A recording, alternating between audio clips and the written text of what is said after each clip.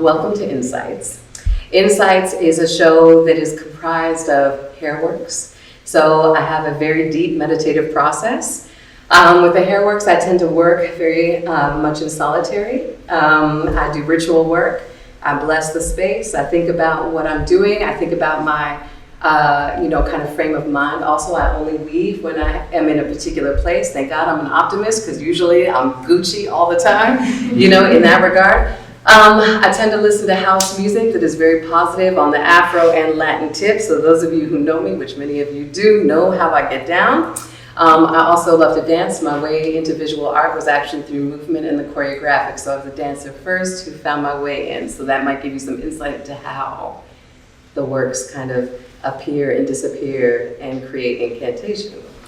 So that's the hairworks, and we'll guide through. The licorice, you are welcome to try at any particular place. We can delve more into that, but I call them self-portraits. They're kind of a way of using a medium that is very polarizing. People have an opinion about licorice. Not everyone has, it's like, it's either yes or no. I haven't met anybody yet who's like, it's kind of definitive.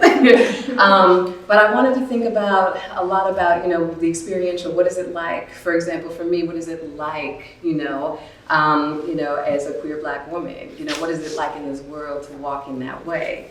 And those experiences can be very sweet, like the good and plenty, and have little shell that just like breaks apart and has a wonderful kind of taste and movement.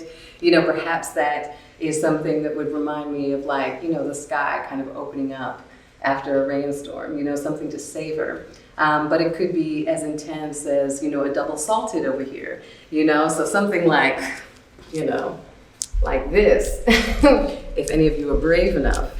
A double salted, I'm in all day. Right? We gonna talk. So something like that, reminds me of my brother, for example, explaining how he was stopped by the police and he had his favorite dog with him, who's a gray pit bull with white stripes named Smokey, and how the police dispatched the dog in front of him and dared him to say anything. And just thinking about what was it like for him to see this dog that was no longer alive, and how powerless he must have felt, and also the loss of this great animal that he adored. So perhaps, the experience of that would linger, and be painful, something that would, cross the palate and go deep, something that you would recollect and think about for a long time. So these are things that kind of can be a way to evoke memory, so to think kind of outside yourself in those ways. So we can walk through, we can just dip in and walk through. Well, it is good to see you back. The other thing to share, well, we'll get into the other room. So coming back this way. So we're starting with smaller works. The piece here is a prayer, this piece. This is one of two from 2018. It took many months to make. And this is something that kept me here on this planet. There was so much challenge at that time that I needed something to dive into, something to really reset, something to learn about how to be very present, how to overcome. And sometimes, and we'll see in the next room, there's a deck of cards, kind of like Tarot, called Oblique Strategies, which is by Brian Eno and Peter Schmidt. And sometimes, when I lay them out and I pull a card just for reflection, I always got during this time, and I still get, repetition is a form of change. And so that sat with me, because sometimes I felt like, am I really going anywhere, But with each weaving, with each braid, with each twist, I was creating another length, I was creating more, I was still here. And so this really was one of those pieces. And, it made me think of Autry Lorde also, her essays, A Burst of Light. So this made me really think about her and her challenges also at the time, right? In dealing with cancer, and those kinds of diagnoses and the process by which she moved. So, but finding, resilience in that. These are earth tones because I needed to root. I needed to be deep, I needed to really be present. So from there, we'll come back this way. I wanted to create in this space also these hair paintings, which are lines of hair in particular orders. In my art studio, this is what I do. I do it for organization. It doesn't always look this pretty. I'm gonna tell you that. And usually they go vertical. I mean, I'm kind of short, so they go about as high as I can. And when I'm leaving, I just pull them down, and keep going. So it helps me with my speed. But here, what I wanted to do, and with the materials on these works, because they're done in ritual practice, because it's synthetic hair, and I want to imbue it with embodied knowledge, with my energy, with my love, that is more, hair, embodied knowledge, ancestral recall, audacity of survival, and bobby pins, because it's only bobby pins that hold the hair pieces together. There's nothing else. So I build structures and substructures that allow for the augmentation of bobby pins. The bobby pins are always an honoring mechanism for my grandmother, who used to pull her hair up. So nothing, holds together like a grandmother's love, at least in my house. So, but here it's hair. So this is before it's been touched, anointed, shifted. All right. So we can head back to the main room now. Just for a second, because you all are in Congress. This is Oblique Strategies. And since we're all here, I pull one each day, as inspiration. The one on the first day was slow preparation, fast execution. So that made me think, okay, I'm prepared when I'm coming in, I'm ready, body, mind, spirit. Slow preparation, the work that I create is slow. It takes time. But if I take that time and move, in a way that is intentional, then by the time we get to ready, that fast execution, it'll happen like that. And it'll be poetic and correct. All right, so, real quick. If y'all don't mind.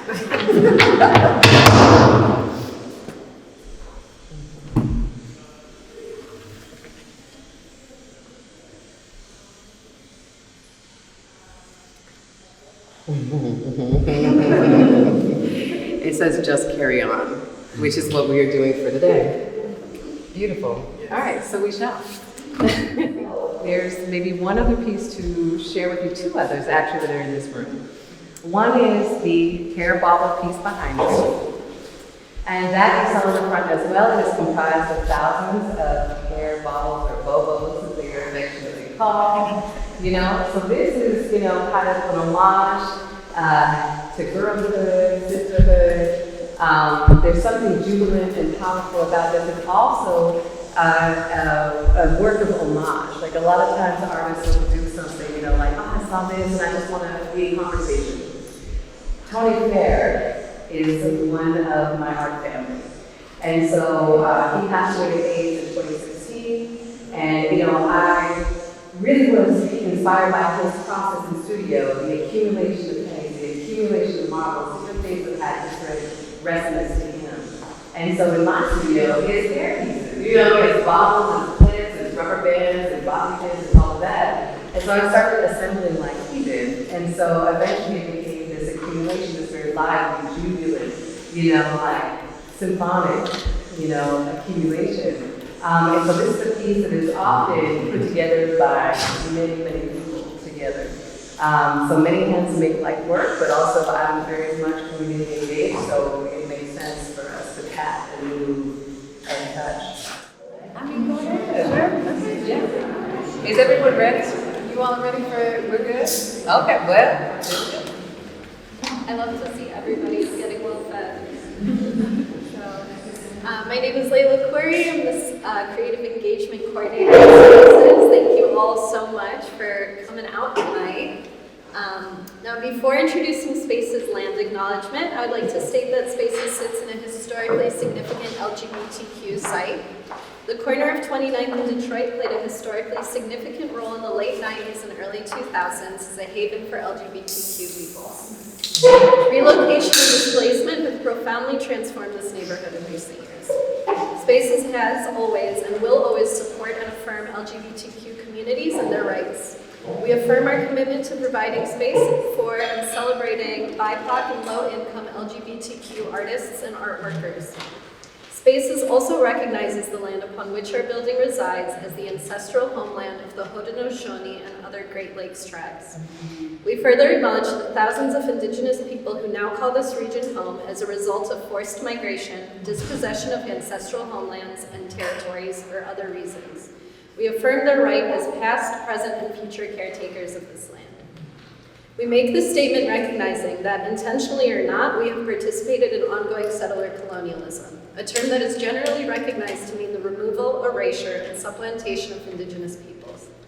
We commit to beginning the process of working to dismantle the ongoing legacies of settler colonialism. And now, Nafis has already done a really beautiful job of introducing herself. But just for good measure, because I know some folks were trickling in toward the end too. Nafis White is a multidisciplinary fine artist who creates her work from objects commonly found in beauty supply stores, natural, industrial, and irrigation components, and the seemingly limitless horizons of our global and political landscapes. Through sculpture, installation, photography, and weaving, she centers the uncanny audacity of self-affirmation and love by means of repetition as a form of change. White's work is in the permanent collection of the RISD Museum and University of New Mexico Art Museum and has been exhibited at Autograph, APP, Goldsmiths University, and OXO Tower in London, Overture Center of the Arts, Madison, the De Young Museum, National Queer Arts Festival, the List Gallery of Brown University, New Museum, and the Rhode Island School of Design, among many others. She recently created large-scale site-specific commissions for the RISD Museum in Providence, Rhode Island, and at the New Bedford Whaling National Historical Park in Massachusetts.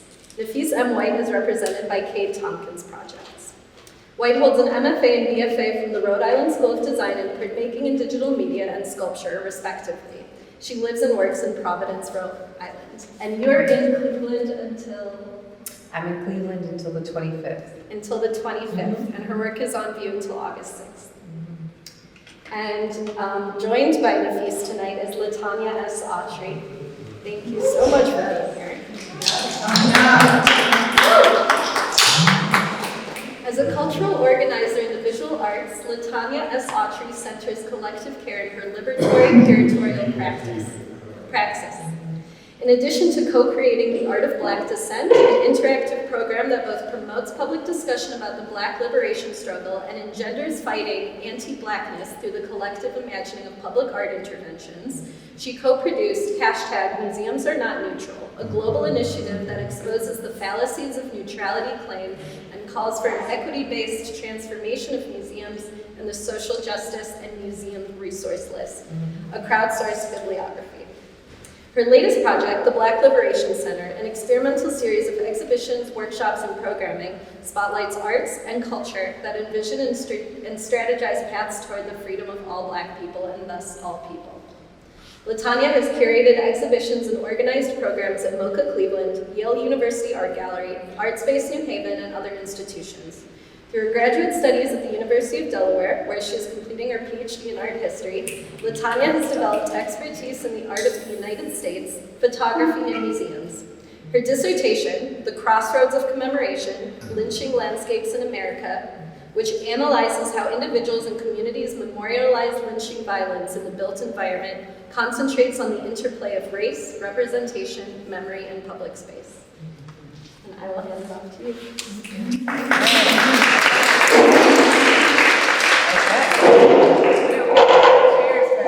I know, I'm about to lean back.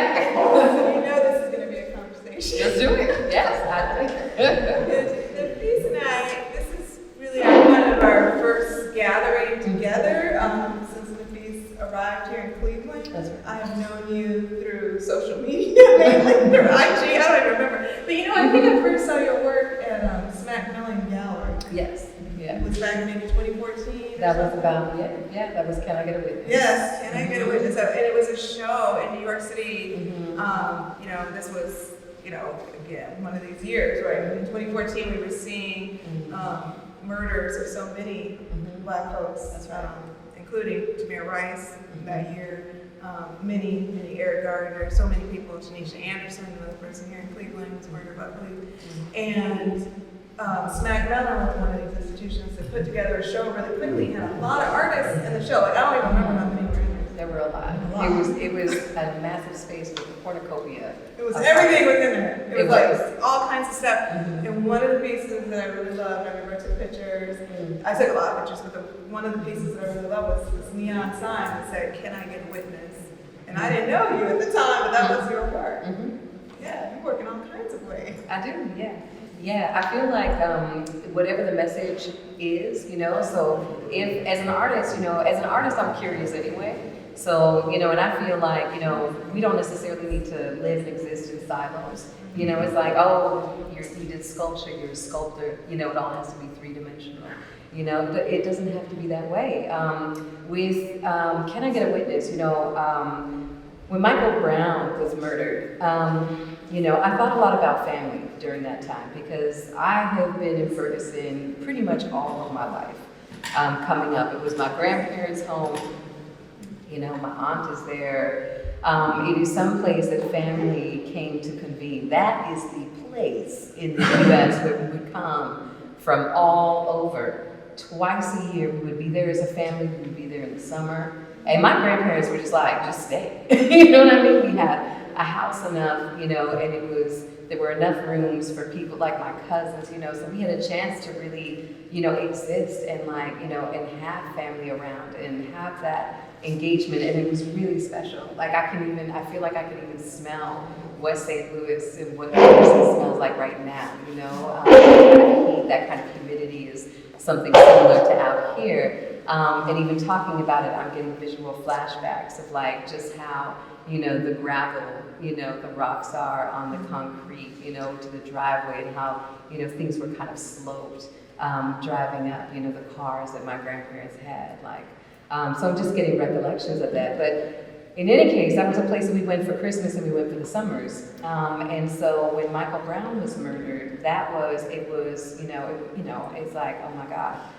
That was an atrocity that just profoundly impacted me. And I felt completely helpless. And my family was conveying to me, they were like, to go in and out of certain neighborhoods, you had to ID and say where you were and be stopped and all of these things. So I was thinking about what we are seeing on television and then think of even more so what was happening on the ground.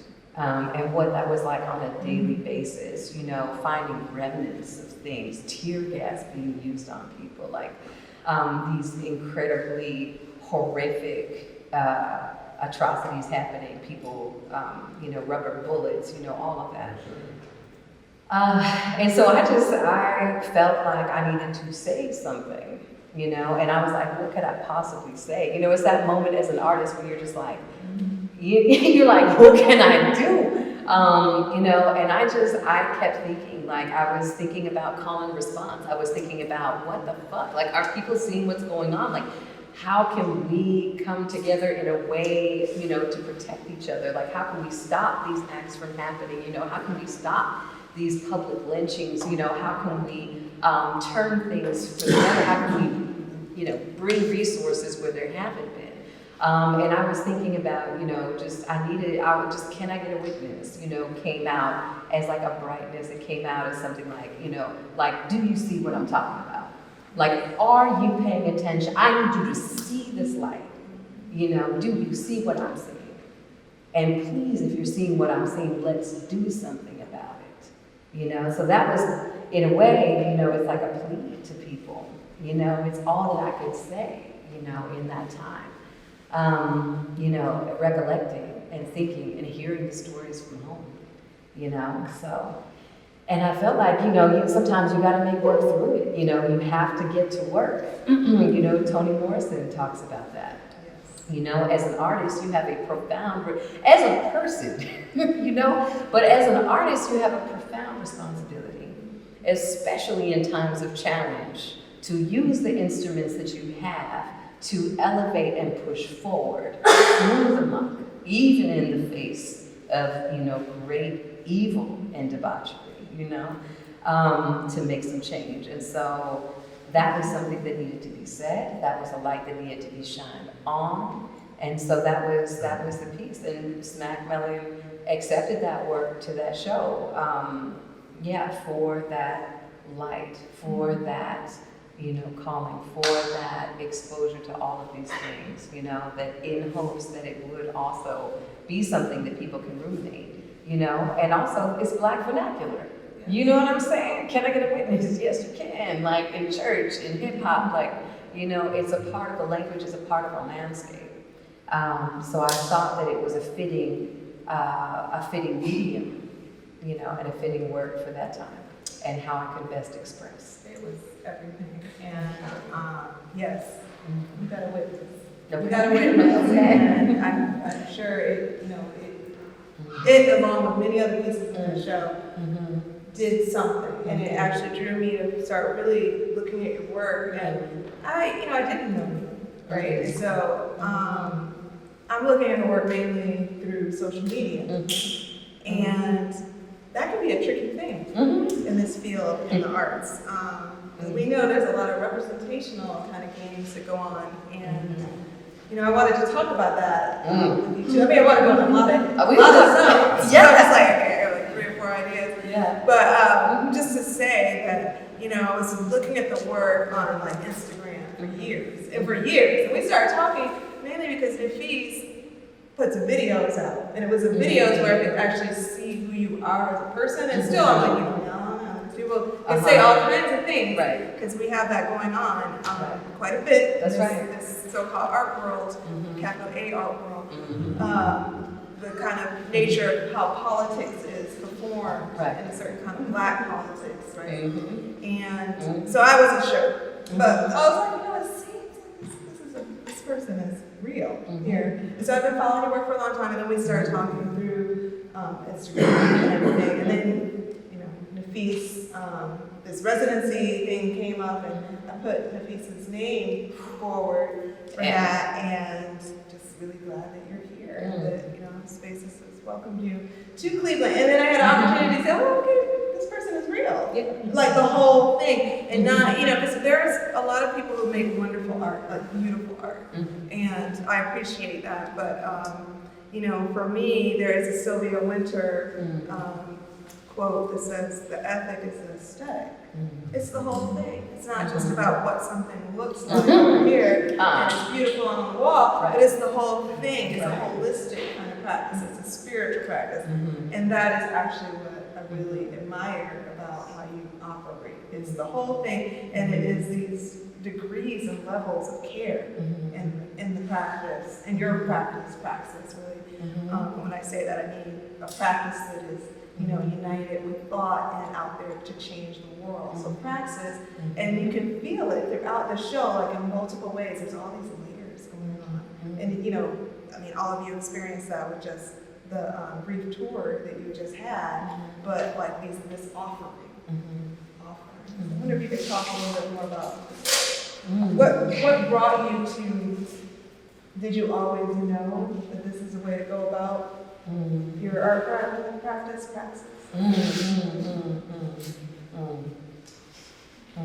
I would say that I knew from very young that I always wanted to impact the world in a very positive way. And I didn't necessarily know how to do that. I don't think I was a normal child, really, and maybe, my parents are very interesting, so maybe in part. Let me, big question. Oh yeah, I'm trying to because I'm like I don't want to get distracted and lose my way on it. Did I always know? So I will just put it to you like this: when I was young, I was worried about humanity. I was completely overwhelmed with the concern in 1st and 2nd grade about nuclear war and like the Iran-Contra affair and like all of these things. And I thought, I wanted to be like Superman. I was like, what can I do legit. You know what I mean? When I was young, I was like, if I just escape into dreams, maybe I can figure something out so I can save people and like do this stuff. You know, and I think that my parents also, you know, informed my way of moving and walking in the world as well. You know, so my mother is English and Scottish, my father African American and Italian, and so our household is very diverse. You know, our families are very diverse. And so the way in which we walk in the world is one of, you know, incredible openness, you know, really meeting people where they are, you know, and then advocating. You know, my mother has since become a minister of the Unitarian Universalist faith and has dedicated decades of her life to, you know, fighting for equality, you know, for, you know, reparations, like all of these different things. You know, my father too, you know, an incredible mind. Rest in peace, mathematician, prolific in terms of his thought and his action. He wanted to make change as a mathematician in institutions, and was never really given the opportunity, you know, to do so, yet kept rising up to the challenge. You know, not getting tenure, qualified, PhD from Yale, qualified, worked for NASA and JPL, qualified, not good enough. Authorized but not recognized. So, I would say that the two of them, and then my extended family, you know, I'm recollecting again being in Ferguson, you know, my great aunt rolling out gnocchi, like on the counters, you know, as my grandfather is like sitting with his little poodle watching like, you know, Price is Right. You know, my grandmother's heading off in her Firebird to go play cards with the girls. You know, I mean, just like, you know, this kind of, you know, diverse, beautiful existence where everybody was very, very present in the care of others and in the advocacy of others. And so, you know, even coming up, you know, it was important to me to stick up for people who I saw who were getting attacked or beat down or talked down to. You know, I have been an advocate for people who have been experiencing abuse, you know.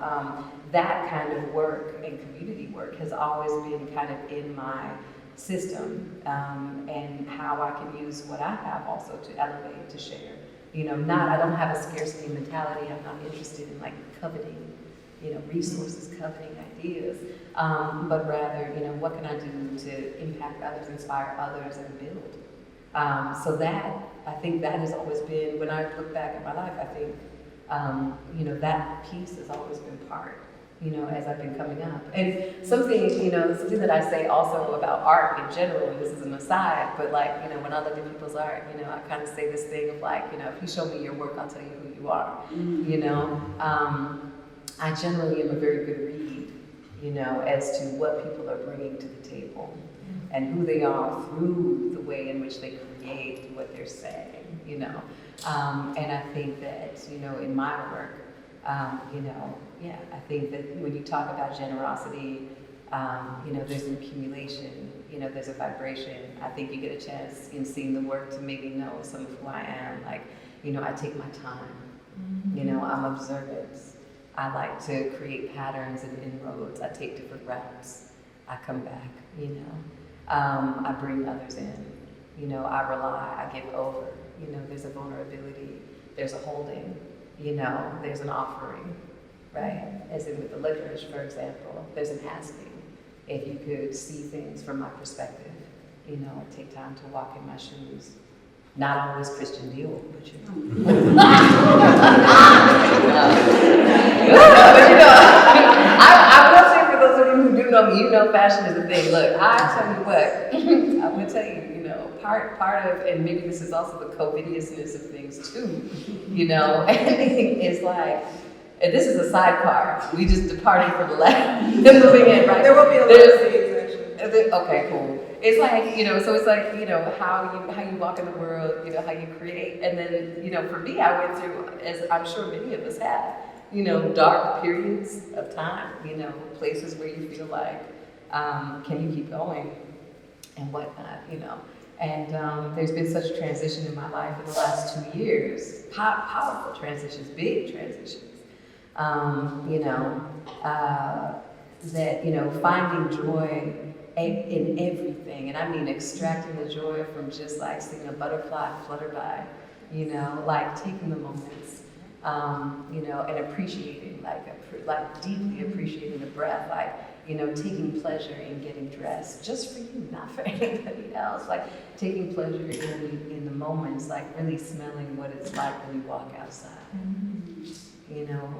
How fortunate it is that you know the people in your neighborhood. You go to the coffee shop, things like that. So there's just a whole thing, also about joy and just walking, in a constant state of gratitude.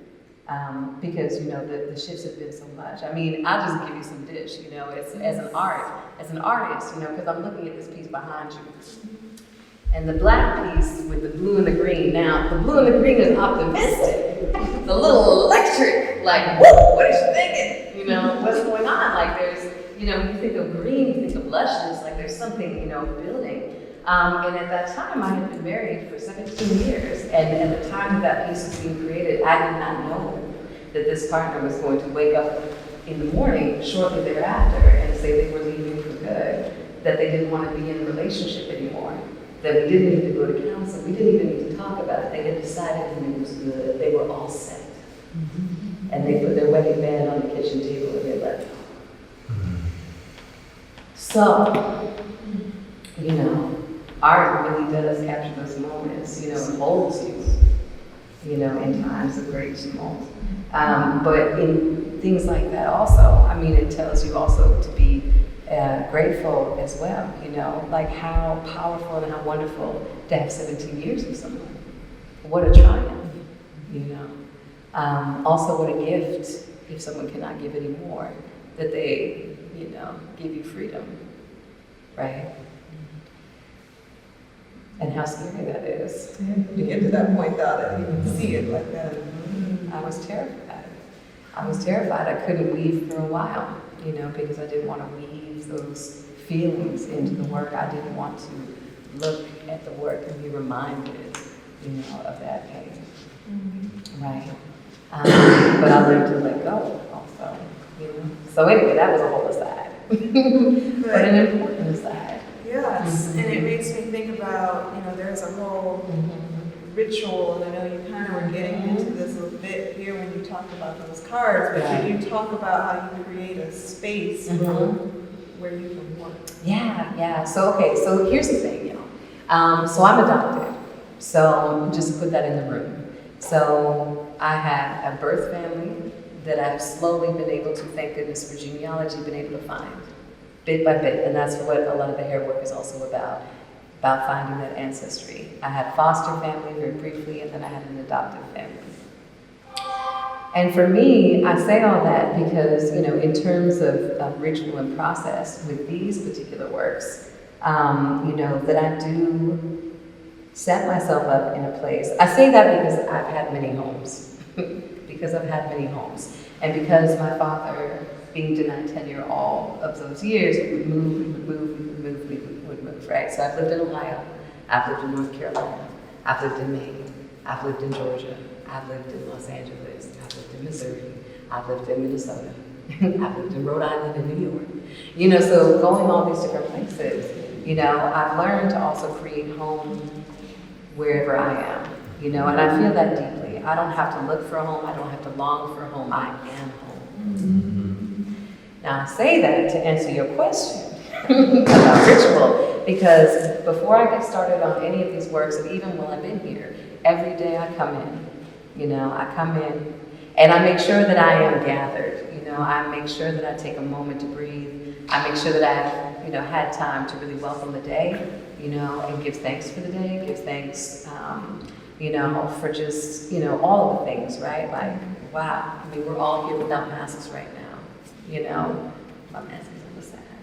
You wear it, you don't have to wear it, but, there's the opportunity that has been given to us, through vaccination and such, that we are able to be together again. There are so many things to be grateful for,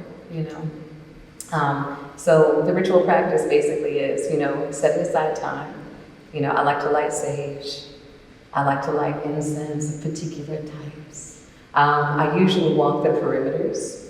Here I walk the perimeter quite a lot. I will say, and I'll just share this with you all, I'm a good read of energy. I'm very intuitive, and there's an energy here. And that energy does not, There's a particular energy that wants to stay. Now it's not really malevolent, but it's here. So moving around the perimeter, when I do that, and not set the alarms off, that's important to me. I mean, I love a good fireman, a firewoman, but I'm like, but we do not. We do not need to do that, although that could be a little bit dramatic, that might be cute. But the Scorpio Leo in me. But walk the perimeter and really, I give thanks. So while I've been here, I've been, just saying like great gratitude, grateful for my ancestors, grateful for my guides, grateful for my life. Thanking family members, thinking of those who have been departed, appreciating and thinking in prayer of who has been impacting me. I think about and I ask for the space to be blessed. I ask for the space to be filled with people who are of like mind, who are of like power, who are of like vibration. I give thanks to the staff. I ask for protection for everyone. I ask for protection for those that I do not see, for those that I do not know, those kinds of things. And I do that every day. Now, picking a card, that has been something that has been happening very regularly here. Often I'll take a card here and there back home, but here is very important, and I think it's partially about tracking time. If I know, I can watch the days as I kind of move through as well. And the fun thing too is that some of the staff have been pulling cards as well. And that has been a delight, And it's fun when someone pulls something and they're like, oh, I know what that's about. And I'm like, I want to hear the story, But that's the ritual practice. That's the ritual practice of kind of moving through space, with an attitude of gratitude, and asking for protection, asking to be a conduit. And a lot of times, like with these works, I don't map them out, I don't sketch them. I can draw, I'm highly trained, trust, I can do that. But I don't do that because I think that intuition is a very important element of what I do. And I have to be connected with spirit, and I have to be able to move in the ways that I'm called to move. If I force a move on the work, I'll be regretting it. I did an 8-foot piece one time, and I forced a move about halfway through. I was like, no, I want to do it like this. And, Spirit was like, oh, all right, and I finished it, and I had to take it apart. Some of you artists, some of y'all know exactly what I'm talking about. You force that move, and you're like, and that voice will just be like, you sure about that? You sure? You have to listen to what is being asked, whether you call that spirit, whether you call that whatever. You have to, just let go of ego and be open enough to receive those kinds of messages. And the work arrives, the work evolves, the work becomes. And when it does, it's so profound. I just finished an 8-foot diameter piece for a museum in Vermont. And it was so big I couldn't actually take it out of my studio. Before, I had to plan how to do it in 4 sections. And that work, I remember really digging down into thought and ritual, and really asking to be a powerful conduit to that. And I was told a few things. One is, do not second guess. If you were asking for the map, if you were asking for visualization, if you were asking for this. And this happened actually after a transgression on the work. I had a studio assistant, a white man, who, and I'm gonna break it down actually. So it was a 8-foot diameter, because y'all need to hear this. This shit happens. 8-foot diameter piece, broken up, so 4 foot, 4 foot forward, and he was like, Nafis, like I love your work. I'm such a fan. I knew him. We go back for about a year with friends. He's a barista. I see him all the time. And he's like, if you ever need help, I was like, okay, bet. Why don't you help me and you can paint this black? Just come and paint it black. Come hang out with me, because he had really good energy. He's like a body worker and whatever. So he was just like, great, So he came, and this wasn't the first time, but this big piece needed to be painted black. And I was like, this young man can paint it black, right? It's pretty straightforward. Just paint it black, So I go, I'm working on something else. I come back, and I notice that something had changed. There was an energy shift in the room, and I look over at the piece, and I noticed something was different. And I was like, something happened. And he was like, hey.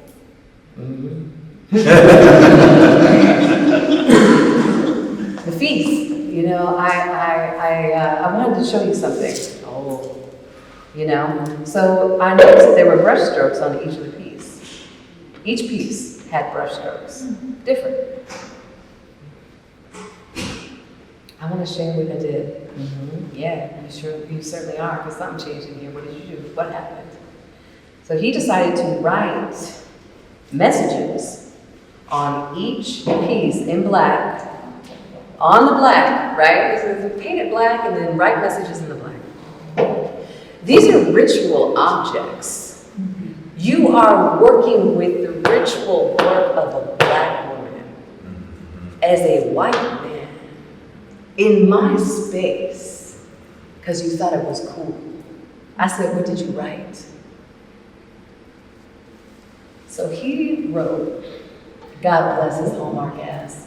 He wrote, no, he's and he knows, he apologized profusely. He knows I'm still gonna rag on him. But one said, love yourself. One said, love your neighbor. One said, love your struggles. And I wanted to tell him what you know about my struggles. And then love unconditionally. And I was paralyzed. Now this work had to go to a museum in a matter of weeks. I was paralyzed. And I didn't really know what to do, and I just kind of let it go because it was acrylic and that was on its way to drying. What can you do? What can you do? My God. So I gave it some thought, and I told him, like this was unacceptable. And he said he wanted to make it right. He's like, what can I do? I said, take me to dinner. We'll talk about it. Where you want to go? To a black restaurant, black owned. Okay. We go to this new soul food place. We sit down. What do you want? Everything. Everything. Appetizers, drinks, food. All right. He's obliging. We talk. He apologizes. He says, I was so inspired that I wanted to do something. And I said, why didn't you do it for yourself? Your own work, right? Why didn't you do it for yourself with your own work? And he said, well, I felt there was so much love, there was so much trust. I felt like I could. And I said, that was not consented to. And that was an extreme violation. That's a violation of trust. It was a violation of the sacredness of the works. And he said, what can I do? I said, you can come with me after we finish this beverage. And you can come back to the studio. I'm going to give you an orbital sander, and you are going to wipe every fingerprint, brush stroke, every inkling of you and your energy off this work. And he did. He came back, cleared it to my specification. And then I painted it the next day, and then going back to ritual, because I haven't forgotten, but I had it this time. I had 2 days to finish a piece that was 8 feet in diameter. And I thought, I'm not going to be able to do it. How? How can I do that? How can I do that? Because the museum heard about the transgression through my dealer. So we were given a little bit of time, but not much. So that day, I had the deepest practice I have ever had, the biggest asks I have ever had. I asked for all of this information. I asked for all of this energy. I asked to be utilized as an instrument. I said, I'm wide open. Let me know what to do. And for 36 hours straight, what I was messaged was, don't ask questions. Don't question it when we're going. Don't question it. Everything is going to be revealed. You're going to be able to do this. It will be accomplished. The biggest thing is don't stress. Don't even question that it won't be done. Don't even let that come in your mind. And don't question the messaging of how it builds. So I said, okay, so I released it, right? There was a house track, there's a specific playlist that played for 36 hours, same one, that moved into a point where it just, I swear there was if I heard it now, it wouldn't be the same. You know what I'm talking about? It'd be different. It'd be different, yeah. Sometimes you're meant to hear things, sometimes you're meant to see things. So I went in and I was just moving and, I was starting to see, and it hadn't happened like this, quite like this. But on this landscape, on this black landscape, I was starting to see swaths. I was starting to see where things went. I was starting to see like colorways. I was starting to understand like, okay, so this is gonna have like red, purple, blonde, you know, burgundy right over here, and we're gonna do the opposite over here, but then we're gonna do this, then we're gonna do north, south, east, west, and we're gonna do like central. All of those designs, everything was like coming to It me. just comes to your, It was like, just visually flashing. to your mind. Yeah. In the moment while you're. In the moment while I'm doing it, and I can start to see it building, and I can start to see it happening. And there were only 2 times during that session where I was like, maybe I should. Well, maybe I like this here. And it was like tap again, like, you sure? You sure about that? Because what did you ask? You know? And so I retracted, I did what I needed to do, and in 36 hours, this 8-foot diameter piece, I don't know how. I see it, and I'm like, how? But I mean, I know how, right? I mean, you are used in this way that you are used for this moment with this power, and you were just put. And I mean, if there was like what do you call it? Like the video that you shoot that you can like, you're going fast, but then, time lapse. I mean, I only wonder the kinds of things that you would see with that. But that was the most powerful. That has changed my practice largely. You know, and actually informed some of the work that has happened here. It was a deeply spiritual experience. It was deep. So ritual is, I don't do anything without that. That is the foundation, that is the beginning, that is the way, you know, starting with gratitude and presence and speaking it into the room. You have to be in a certain kind of place. You know, I sent you a quote that I read, made me think of how you talk about your work. It was something from this book by, Gloria Naylor. Some of you might have read it, Mama Day. You read Mama Day?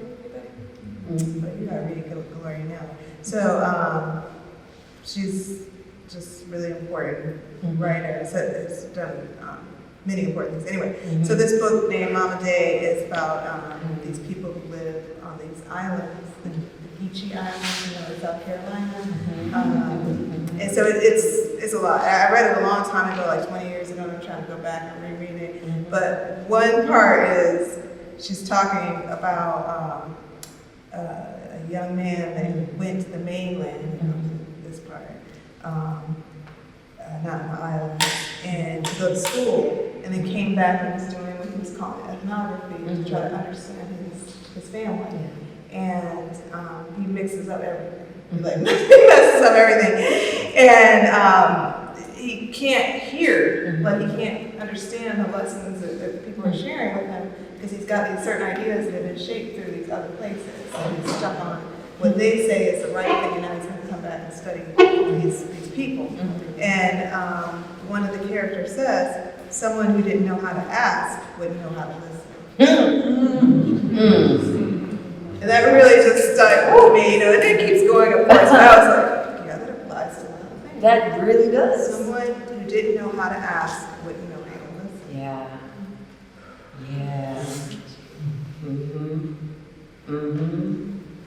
It's just like, why wouldn't he just, you know, listen? Because he doesn't know how to sit and, you know, really focus and value what he is already of and from. He can't hear that. And so he couldn't ask the questions. And if he can't ask the right kind of questions, he doesn't have the ability to listen either. And I was just like, yeah, there's something to it. I think that's why I think it's really interesting to me that you had this early on, where you had this, you know, strong kind of connection to other people and wanted to change, and a real strong belief structure. Because I think a lot of people kind of get disconnected from these things, and unfortunately do get lost in these schools and so forth. You know, I was watching Fred Moten talking in the strike moment thing. That was like the end of last month, like May 27th. And one of the things he says, you know, you go into the university and a lot of people lose track of why they went there. You didn't go there to really be in of the university. And he says, you know, you get distracted though. You become distracted. And that really stuck out to me, because I think about like these systems and what they would do. And if you get, you know, and I understand, I've been distracted at moments too, but you have to try to snap out of that and you know, find your way and get back to who you are and build your own kind of practice. or you can really become very screwed up, like a very confused individual, and very cut off. Yeah. Some of the work here that I think is so exciting and interesting, well, all of it, these hair pieces, they make me think of these styles of black hair they call protective styles, right? You know, you keep your hair in twists and braids, even a bun, consider it, you know, keep these ends protected.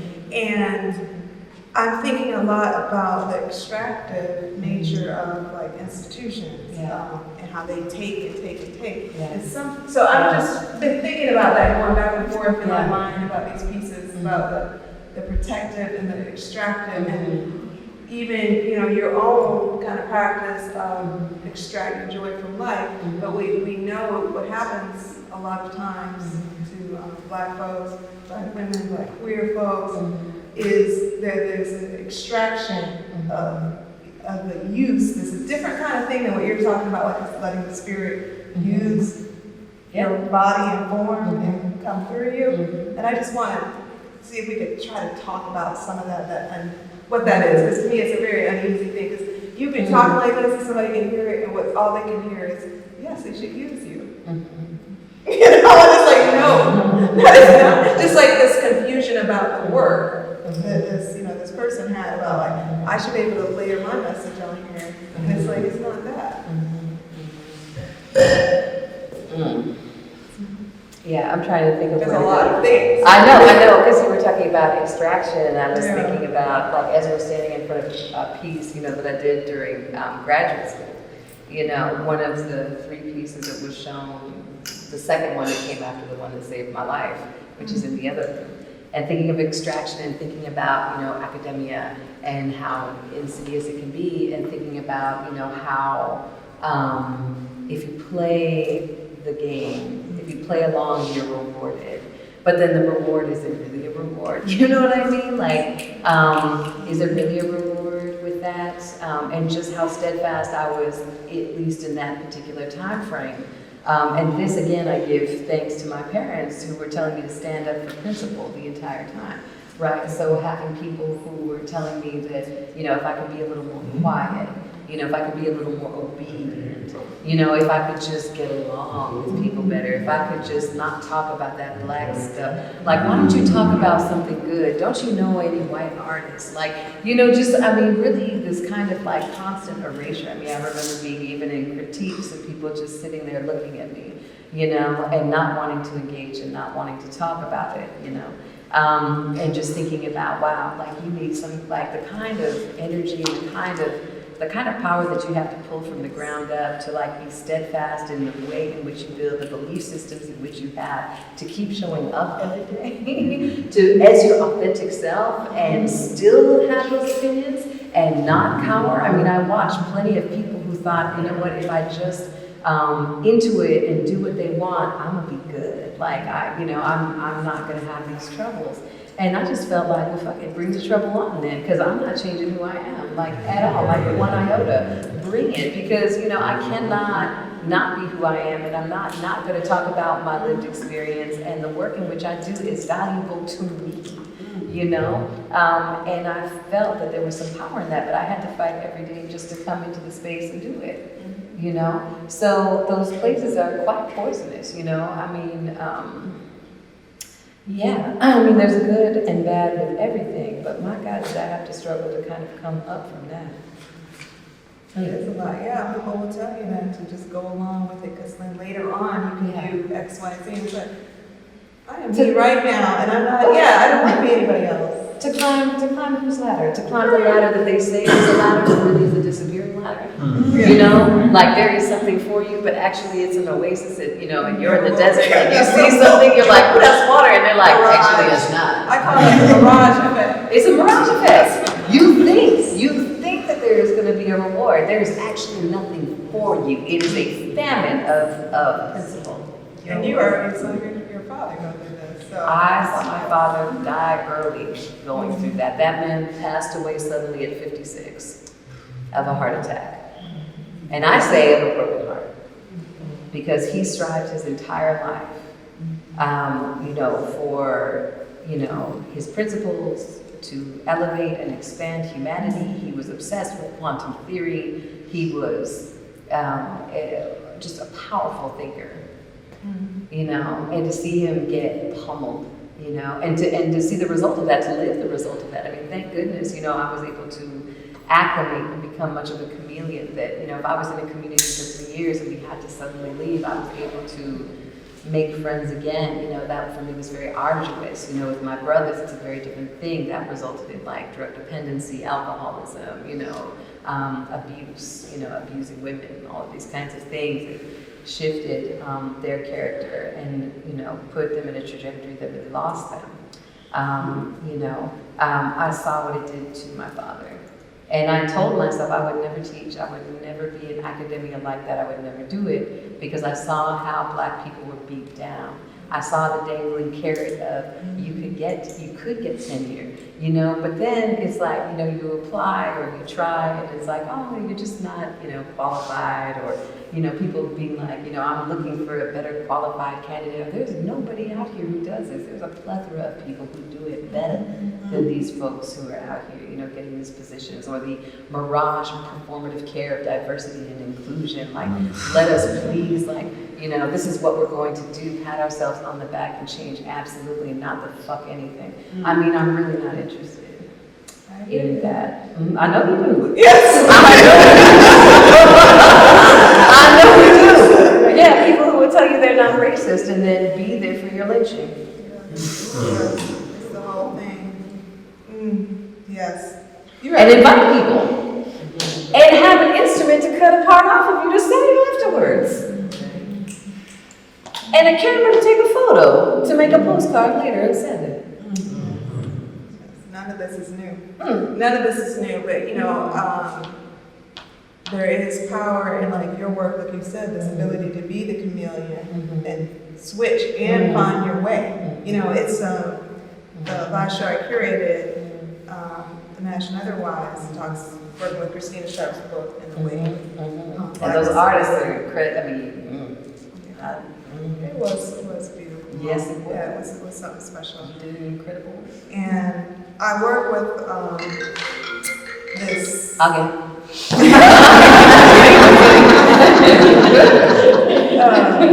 This, you know, thought that she had about if we just start where we know the influx is around the walk on, and we look at, you know, we think about those of the I or the we who know, the I or we who care. And what does that look like, you know? And it is about that certain kind of navigation of being able to bring your full self when you can, where you are, and do it. And so it is a life that is, yes, it is all of these things that are happening, and a lot of them are bad, but it's also the beauty and the joy, the determination of us to make our way in the world. Sometimes you have to fold up, like in the middle, and move into another spot. That's right. So the diaspora, you know, is ongoing, which definitely experienced in that show in multiple ways that I didn't plan for, but that is, you know, the work, that's the things that happen. So there is this kind of navigational kind of process. There's this movement that's going on. And in some ways, I think sometimes people, it's so frightening, you know, if you get involved with these people with that institutional stuff, like you just brought up, the diversity, inclusion, yada, yada. They want to like try to create all these maps, right? Have everything. And that worries me, actually, in a lot of ways, because I see it as a way to try to control that power that we have, you know? And I'm like, I don't know, because we don't have a relationship. Why do you want to come over here and map this? And yet, you know, I think of things as important, like doing, you know, documenting family histories, you know, documenting these many times have been oral histories. Sometimes it's important to put them in writing. It's good to be careful about that. I found, like when I shared that quote for you, I found a memory came back to me from when I was in Michigan, so I had family in this little town near Detroit. And me and my sister went back when we went to interview my grandma. And she got sick of us. At one point, she just went in the house, locked the door. She said she was going to go in and get something, but she actually was done with the interview. So she was completely, she called her uncle to get us. Like, she just, it's in his car, he just drove up, about it. And we were like, what is Andy doing here? And he said, oh yeah, I'm here to take y'all, to my house for dinner. And I was like, how does he even know we're here? Because we hadn't called it. And he said, oh yeah, Mama called me and told me to come and get you. She's done with whatever you're doing. And I was like, oh, okay. We were just like, really, this is awkward. And yeah, she was done with us. And he said, what are you doing? And we had we had all this equipment and stuff. We had our notebooks and we had our microphones and stuff, tape recorders. And we told him, well, we're going to write something. He said, who is that for? And I was like, well, I just, I think it's important and everybody needs to know this. And I hadn't really asked myself that question, who is this for? And he said, what are you going to do with that? I said, I'm going to make a book. He said, who's going to read that? We're not going to read it. I was like, damn, that was cold. And yet it made me think about everything. Yeah. How I've been pushed in a certain way to these schools and they were shaping me in a way that was getting me kind of lost in myself. And I was like, I thought I was doing this for my family, but am I? Yeah. I'm not sure if I am. So I'm kind of disconnected. So I wanted to talk about who is it for? Who is it for? Yeah, I mean, by and large, it's like, it's love letters to Black people. I mean, that's period, it's just, that is what the hair works are, by and large. I mean, there's, it's like, I can be, no, that's exactly, I mean, I know exactly who it's for. I mean, they are love letters, they are long love letters, they are love letters to my grandmother, they're love letters to my aunt, they're love letters to my birth mother, father, you know what I mean? They're like, they kind of, Black people, Black women.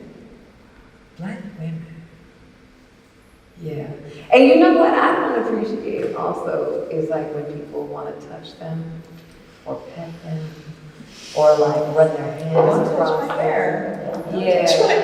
Yeah. And that is something there's a use of beauty in the work. There's a use, like the color is vibrant and sumptuous and talks about, innovation. Who else can like weave into their hair like blonde, red, purple and make it pop? You know what I mean? I've never seen the kind of innovation in styles, technique, the sculptural works, which is what they are. So that's the who. I mean, that's the who. They're love letters. That's who. Yeah. Yeah, They're love letters.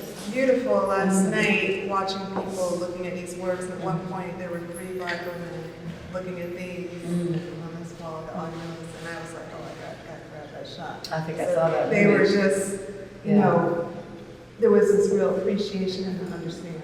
That's right. And that was really beautiful. And the oculus, I wonder if you could talk about that a little bit more about like what it means to you as a portal. Yeah. So as a portal, I mean, for me, when I'm weaving them, I think a lot about, how each one is kind of operates as an individual, as portals, of just, reflection and power, really. I think about the cyclical. I think about, where things begin and end. I think a lot about life. I think a lot about invention. I think a lot about the presence, the articulation, the growth. Something about also the Victorian work that also allows for this creation of these kinds of floral works, these pieces, these parts that are also augmented and like pushed, the dimensionality that is pushed. So for me, they're resonant, they're ritual objects in that way. They create a place, almost like a place of entry, like almost like African masks, Like I remember being at the De Young Museum and seeing, going into, and now I have a problem with first of all, theft. Oceana, I walked in there and I was like, so you want to give these skulls back to the people and the mask? Because I know this does not belong to y'all. And I remember being particularly moved by the masks in general, because I felt like I could feel the spirit in them. And I felt like, these masks are, they're not like, tchotchkes to be hung up. These had very specific, powerful implications and use, You know, so as the oculi are created and made, I feel like there is a performative aspect of that too. There's that feeling and embodiment of all of this knowledge that comes through these particular instruments that go back to the ancestral and dig deep. So these places are resonant objects of all of that. But they're also, textiles also absorb things that are happening, just like, what we're talking about in here is being absorbed by all of this. I mean, the works all along that wall, there are 11 pieces. Those were made very recently in Los Angeles. I could tell you the conversations and the people who were part of those works who I was talking to, when I was watching the result of the Derek Chauvin case, which is that, almost like that, pink bullseye that was happening. I said, well, I'm either going to be in the streets tonight, or I'm going to leave. And they started saying, yes, look at God. And doing something. I was like excited and ultimate, because I was like, this should be a kind of issue, should be understood and not an exception. But then the piece next to that was when we heard about the paper being shot 3 times, right? And then the pink movie came out. And then the red piece was my mother talking about how she was talking to her congregation about white privilege and talking with me about, can I talk to you Nafis before I address the congregation? Because as a white woman, I have not had to have a lot of struggle, and I want to talk about it for the first time ever in front of people. And, and they could see, because a large white congregation, she wanted to understand what was it like, like you have black children, you have a black husband, and you completely are colorblind and decide not to see things that are happening. You're a good person. And we talk about that deeply. It's the same woman who was so powerful and so wonderful, but then would talk about shearing my father. You don't shear a person when you cut their hair. You don't. So they're portraits, they're incantations, they're prayers, they're love letters, they're energy, they're alive, they absorb, they also, I feel like they exhale, they breathe. The kind of intention that I put into them is what then is in the room. We're never there in the room, right? And then all of who I am is there with it, you know what I mean? So every piece and part of me, every identity is there as well, So it'd be like, oh, can you not talk about blackness and work? Well, the work is black, because I am. You know what I mean? Or it's weird because I am. Like, it's all of these things, Yes. At this present moment, it's 40-something because I am like moving into middle age. It's talking, there's wisdom. When you see gray, like, trust God, it's happening. Like, there's this evolution. Like, we give thanks for those moments. It's powerful. So, yeah, so that's what I mean, like portals, time, like places, locations, landscapes. Things that you see and can't see. And being, open to all of those different things existing in the simultaneity. Right. I love that, that is how you live, that is what the work is, that's what you give to people. It's through these offerings of all of the offerings. The licorice that you have here, the self-portrait, and I know some of you might have been able to go into this bathroom here. Right. And I don't want to spoil it if you haven't, but that is something that will stay with you, definitely probably forever, I would think, because we are becoming it. We also, our bodies are also porous, and you make us aware of all of that in this work. Something that I want to maybe end with, I know we've been talking for a while. We have it, y'all okay, by the way? We have it. Oh, yes. Y'all good? For a long time. Because I feel like. And I want other people to jump I know, yeah. But this is something I wanted to say, Come on. because your work, it made me think of that Toni Morrison quote, where she said, I want to get it right, so I wrote it down. Come on, yes. Here it is. Told me. Yes. Beauty was not simply something to behold, it was something one could do. Yeah. And that's one where you just stop and go, damn. Yeah. And that's what I felt like, seeing the show yesterday, coming into the space once everything was up. I was like, you have done it. You've done you. And I've never said that to anybody. Thank you. Thank you for doing you for us. This is very, very special.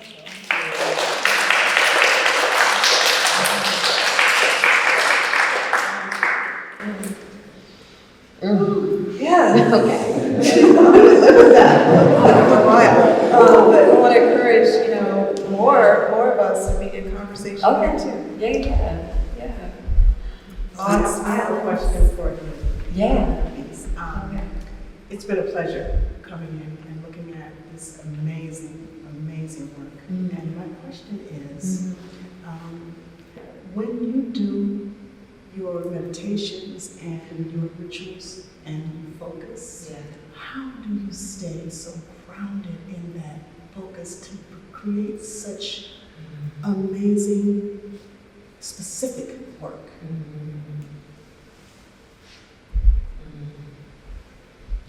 I mean, the first thing that comes to mind is I'm in love.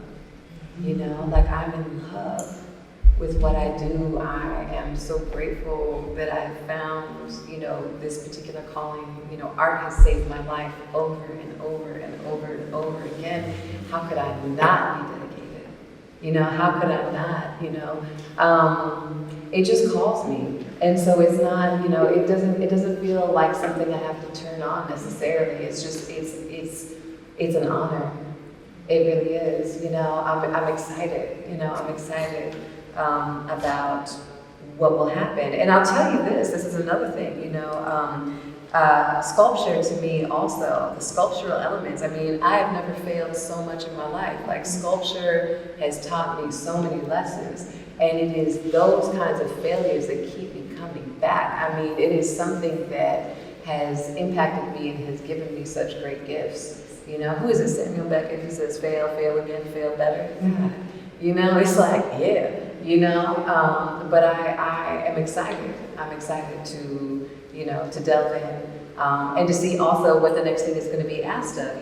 For me, when I was coming here, there was this piece of me that was like Nafis, like, yes, you're bringing this, yes, you're going to be creating these, yes, you're going to be weaving in the space, yes, you're going to have process, yes, you're going to be offering, but I couldn't shake, certain things like Dante Wright's murder, for example. I couldn't shake, the presence of thinking about air fresheners and how that changed, and how I couldn't shake the insidiousness and ominous nature of racism, like I was thinking about scent a lot, I was thinking about things that permeate the air. I was thinking about how, that something is always present, but maybe it just is a little disguise, like you don't know it's entirely there, but it's there, and then all of a sudden you'll walk into it, it's like, bam, and it'll hit you and it'll stay with you and it'll saturate you, you'll absorb, and then you'll figure out how to kind of move from that.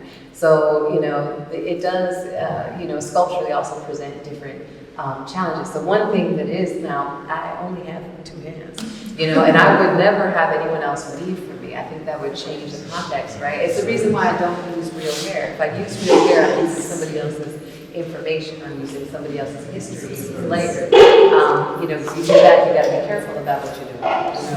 And really be honoring about that in that way. With synthetic hair, I feel like I can do it a particular way, but the hair work is something that is emotional and in love and powerful, and I allow myself also to depart from that to then come back. Sometimes it gives me a way to rest, Yeah. But I mean, I'm in love with it. Yeah. And they can be just comments too. Y'all can tell me what you had for dinner. I don't know. But no pressure either. Yes. Bubbles. Have you saved any of your bubbles from when you were a kid, and would you use some of those things in your art? So that is a challenge to me in some ways, because through all the moving, I just have not retained things, right, from childhood and like all of that. So, I mean, and this is real, I have very few things from childhood. I don't even have really pictures so much, you know what I mean? So it's something that's more memory-based, when I look at that, I think of my grandmother, you know what I mean? Or, you know, with my aunts, or like, you know, going to the beauty salons, you know, and things like that. Like, you know, I think of baubles in hair, I think of like, you know, getting cornrows and getting beads, I think of the sound, you know. All of that has such wonderful recollection for me. All of that has such wonderful power. There was a librarian who was here yesterday who was walking through the space, and we were talking over licorice because we both like licorice. So he was smiling and his teeth were black. And you know, I was smiling and my teeth were probably black. And you know, from all the licorice root. And he was telling me, as a librarian in a black community, he said, you know, I find these baubles, I find these beads, I find them in little places all over the library. And he said, and he's like, and I keep them all. He's created a box and he collects them. And he said, he was like, Nafis, like, you know, like, does this have something to do with like discarding, like things kind of falling down and being left? And I talked to him about his process. I was like, but you are not discarding. You are collecting, you are holding that. You are actually honoring these little girls. You know, there is something about the sick. There's these things that you will not allow yourself to throw them out. You are actually creating an archive, you know, of all the people who have been here, hair that is probably still attached. You know what I mean? So I looked at him and I was like, are you discarding? You are not. You know, this is not about discarding. This is about coming together. You know, it is about that shared experience. When black women come into space and see that, we both smile and giggle. You know what I mean? Because there's something about that. You know, there's something about that kind of, you know, just knowing. It's about that knowing. You know, there's a playfulness, there's a light. Yeah, and I really love to see it. Mm-hmm. And I like that you like it. You know? Mm-hmm.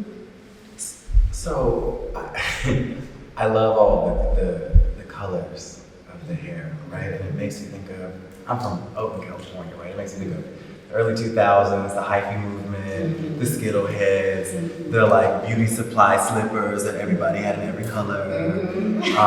And so it's so interesting how one thing can evoke so many different regional memories for people, right? Like, I'm like, I know where I'm from, and I know what it means where I'm from. And it's a different context everywhere else, of course, right?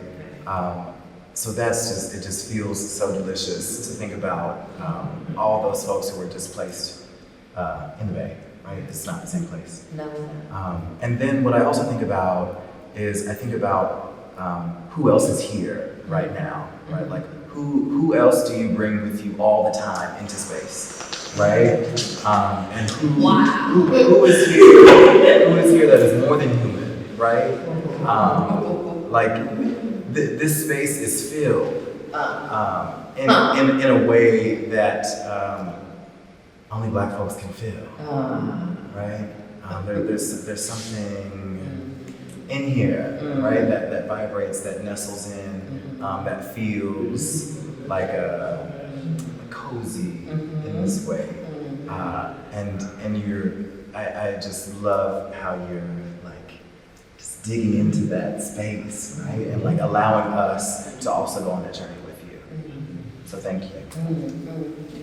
Thank you for being here. Thank you for being here. Thank you for that. Can I jump on the tail end of that comment real quick? And then we have some little bit, but go ahead. Very briefly. No. My Scorpio corner. Go ahead. Leaning into the idea of you talking about making every space, like you being home. Right. And just the idea of bringing, therefore, home into every space that you inhabit with the work. And we've been in a bit of discourse about the sort of warmth in the space and how, you know, it differs. Like, you went on about the sort of coldness and the hierarchy of academic spaces, and of capital FA fine art spaces, and how we feel very deliberately exclusionary, and how it's supposed to feel intimidating, it's supposed to feel sort of distanced. And so I guess it's also a thank you, perhaps, for taking an experience that is usually overly articulated and not abandoning that altogether. You know, we still need to express it, but having it be about feeling and about warmth and about community and about ritual and about inclusivity. So, yeah, making it a home for the ritual work. Yeah, this goes back to also the feeling of the space when I say, you know, there's something here that wants to revert. There's something here, you know, and I feel it at particular times. And we are at odds. It's not malevolent, but A it's real that. angular industrialization. It's just like, this is too cozy almost, you know? Like there's a tension. Yeah, I'm winning. My ancestors are strong.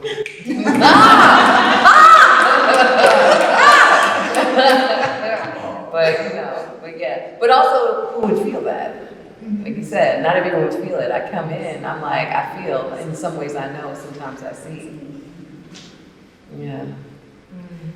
You were. So the thing that I love about art is that there is an artist who's taken so much of themselves and put it into something and said, this is for the world. And then there's the people who appreciate art and you find yourself attached to things and you start to have a conversation with almost the intent of the artist. And these things can be completely not connected, but there is connection. So for me, the question I've been asking myself recently is, who am I now? Right? Like, I know who I am. I've known since birth, but who am I now? Who am I after COVID? Who am I after all these murders? Who am I, you know? And when I looked at these pieces, I was like, oh my God, this is like, I can guard myself to figure out how I want to then present myself. So for me, these pieces sort of like shields. And something you can kind of show the world and let them try to figure out, while you really have time to figure out who am I now and how do I want to present myself. So that's the relationship I've been having with the pieces. These pieces, I'm thinking about the hats, the big hats, and you just don't want people to see what's really happening with you until you figure out, you know, what to do. So I'm really grateful for being in this space. Thank you for your energy and to putting them into the work. And I think it really is. It does come across quite nicely from you. So thank you. I love that you talk about that shield, absolutely. And you know, the black piece, which was the beginning of the hair work for me, like really powerfully, is absolutely a shield. Was that exist as that? And you're right. I mean, I just love that you're talking about becoming. You know, because we are, and you know, Andrew, you were talking about this too. I mean, who are you when you come into the room? Who all do you bring? Because there are many coming with you, right? I mean, that power, you know, that multifacetedness. Go ahead. I was gonna say, I think even when you see young folk or people with long hair, at first it's like, oh my God, what is this already? No, this person is forcing you to look at them. Yeah. And you may not even see Right. what you're seeing is hair. It takes a little bit more to see the other pieces. And I kind of like when people do that, when they challenge someone to see them in a different way. Because I have this hair doesn't mean I'm less intelligent or more intelligent, or it just means I caught your attention. Look a little deeper. Yeah, and if I can, on an artist tip, stretch it, move it, bring it to even like, you know, color theory. You know, the people that we are intuiting, you know, because there is messaging and all of that. Color has power, color has, you know, there's a reason why this wall is green, for example. You know what I mean? You know, there's a lushness, there's a power of that. It's the heart chakra, right? It's like, you know, it's energy, it's fertility, it's like, it's the season, you know, it's emerald, it's all of these things. I love seeing that too, you know, because I try and read like not only what is the hair color and what are some of the traits of those particular colors and the breakdown of that, but also what is the style. You know, because styles also have different qualities as well. Like I love a flat press with a bang that curves over. You know what I mean? Because there's something about that. You know what I mean? There's something about like that power, but also like a little bit of mystery, but also like, you know, like a self-confidence, but also like there's a glamour. I mean, there's all kinds of messaging in that, in just hair. Yeah. Is that a bang up there on that piece? Is it a bang? It's a bang if you want it to be a bang, you know? I see a woman, and I see that top part is her hair, and that dark part is the bang Yeah, I mean, I love that. So, but I love that visualization because, you know, I mean, this is a very kind of, it's amorphous, but it's also like figurative in some ways. I love that you're seeing that because that too is coming through. Yeah, yeah. But, you know, I mean, I would not tell you what you see, but, you know, if it's a bang, it's a bang. You know, if you see a bang, you know. Yeah, but I like that also there's different interpretations within, but I think, well, this is another thing when we talk about art and art history and, you know, so many times, especially when I was studying in London, you know, people were like creating work and they would create the work and they're like, you tell me what it's doing. I don't need to tell you this, you tell me what it's doing. And it's like, you know, as an artist, I feel there's a profound responsibility to be able to intuit all the different interpretations of the work. That is the responsibility. And it is egotistical, I think, of people to say, I have presented it to you, so you tell me. You know? That's not, you know, I think, you know, if you all are getting the particular reads that you're getting, then that means that I have done the job. It means that I have done the work, it means that I am devout. You know, it means that I'm listening, it means I've been my calling. You know, and I just, yeah. But I also don't want to tell you, you know, the particulars of these things, but I love to see that they resonate and inspire in these ways. But I have said, you know, I do think it's an artist's responsibility to think about how the work is going to live, to think about who the artist for, to think about the resonance and who it impacts, you know, right? So.